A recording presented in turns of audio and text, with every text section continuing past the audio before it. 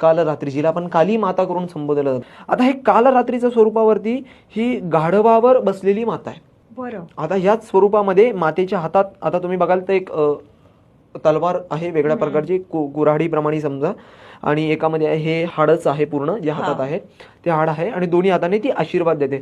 या मातेला तांत्रिक लोक सुद्धा जास्ती पूजतात, कारण ही काली माता आहे म्हटल्यानंतर. या काली मातेचं स्वरूप पाहतं, तिचे केस पहा आधी. तिचे केस एकदम असे उग्र आहेत, प्रचंड उग्र आहेत, आणि ते केस एकदम उग्र आहेत. आता तुम्ही जे काही आहेत, जे लोक ह्याची भगवतीची सेवा करतात, आणि ही माता ह्याच्या फोटोमध्ये तरी तुम्हाला असं दाखवलंय की त्यांनी वस्त्र घातलेत, पण या मातेने वस्त्र बिलकुलही घातलेलं नाहीये. ही पूर्ण नग्न आहे. आणि याच स्वरूपामध्ये सर्वात प्रथम शिवशंकरांवर पाय दिला गेला मातेचा, ते हेच स्वरूप. आणि ह्याच स्वरूपामध्ये राक्षसाला मारून राक्षसाचं रक्त पिणारी हीच ती माता, जी आपण बली देणं म्हणतो, तर ह्या मातेला आवडतं.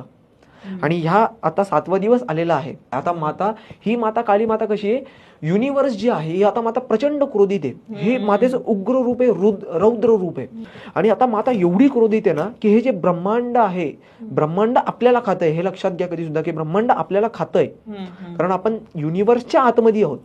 पण ही माता युनिव्हर्सलाच बनवणारी आहे, ही स्वतःच युनिव्हर्स आहे. म्हणजे भगवती केव्हापासून एक्झिस्ट करते ब्रह्मांडामध्ये. आणि कसं आहे की निराकार स्वरूप आहे ब्रह्माचं. हे ब्रह्मांड कोणी बोलवलं, ह्याचं निराकार स्वरूप आहे, पण त्याचं सगुण स्वरूप कोण आहे तर शाक्त संप्रदायामध्ये देवीला म्हणलं जातं. त्यामुळे जगत जननी जगदंबा, जगद अंबा, जगत जननी असं म्हटलं गेलं.